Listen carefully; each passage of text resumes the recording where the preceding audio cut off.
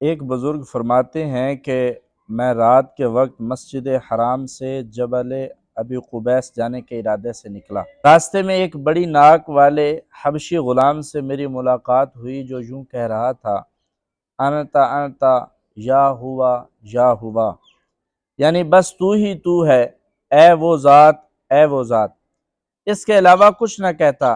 جب کئی بار کہہ چکا تو میں نے پوچھا، اے شخص کیا تو دیوانہ ہے؟ کہنے لگا، اے شیخ، دیوانہ تو وہ ہے جو 1000 قدم چلتا ہے پھر بھی اپنے پروردگار حقیقی عز و جل کا ذکر نہیں کرتا۔ تو میں نے کہا، محققین کے نزدیک تو افضل ذکر وہ ہے جو دل سے ہو۔ تو اس نے کہا، آپ نے سچ کہا ہے، لیکن جب دل بھر جائے تو ذکر زبان پر جاری ہو جاتا ہے، پھر وہ میری آنکھوں سے غائب ہو گیا۔ تو اس کے ساتھ سخت رویہ اختیار کرنے پر میں بے حد نادم ہوا۔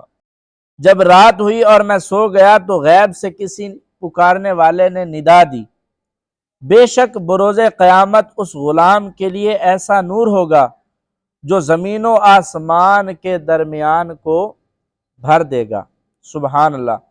کیا خوب ہیں یہ لوگ جن کی عیدیں اس کے حکم بجا لانے میں، جن کی مراد مقاصد تک پہنچنا، جن کے احوال کمال کا حاصل کرنا اور جن کا کمال تقویٰ ہے۔ وہ کیسے انوکھے لوگ ہیں کہ جب لوگ لذات کی طرف مائل ہوتے ہیں تو وہ اپنے رب عز و جل کی عبادت میں مصروف ہو جاتے ہیں۔ جب مخلوق اپنے گھروں پر آرام کر رہی ہوتی ہے تو وہ محبت حقیقی کے غموں میں مبتلا ہوتے ہیں، اور جب تجار اپنے مال کی طرف مائل ہوتے ہیں تو وہ اپنے گمشدہ احوال کی طرف متوجہ ہو جاتے ہیں۔ جب غافل نیند کے ذریعے لذت حاصل کرتے ہیں تو وہ تاریکی میں اپنے محبوب کے کلام سے لطف اندوز ہوتے ہیں۔ آخرت کو اپنے پیش نظر رکھتے ہیں تو اس کے لیے جد و جہد کرتے ہیں، اور موت کی ندا دینے والے کو سنتے ہیں کہ تیار ہو جاؤ، تو وہ اپنے آقا و مولا عز و جل کی بارگاہ میں سچائی کا نذرانہ لے کر آتے ہیں تو پھر رد نہیں کیے جاتے، اور جب انہیں اپنے گناہ یاد آتے ہیں تو مضطرب ہو جاتے ہیں اور انہیں نیند نہیں آتی۔ ان کو مقصود کی امید حرکت دیتی ہے تو وہ کھڑے ہو جاتے ہیں، اور پھر اللہ عز و جل کے سامنے پیش ہونے کو یاد کرتے ہیں تو سیدھے ہو جاتے ہیں۔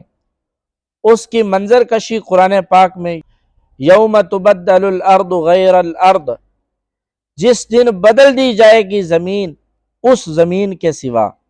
جب موت کے بارے میں سوچتے ہیں تو احکام کی بجا آوری میں ہمیشہ جد و جہد کرتے رہتے ہیں، اور جب اپنے گزشتہ گناہوں کو یاد کرتے ہیں تو اپنے نفس کو ملامت کرتے ہیں۔ اے غفلت و لاپرواہی کی نیند سونے والے، بیدار ہو جا اور پرہیزگاری سے اپنے ظاہر کی اصلاح کر، اس سے پہلے کہ تیرے لیے تلافی مشکل ہو جائے، اور کوچ کرنے کے لیے خوب زاد راہ اکٹھا کر لے، کیونکہ تھوڑا سا زاد راہ طویل سفر میں تجھے کافی نہ ہوگا۔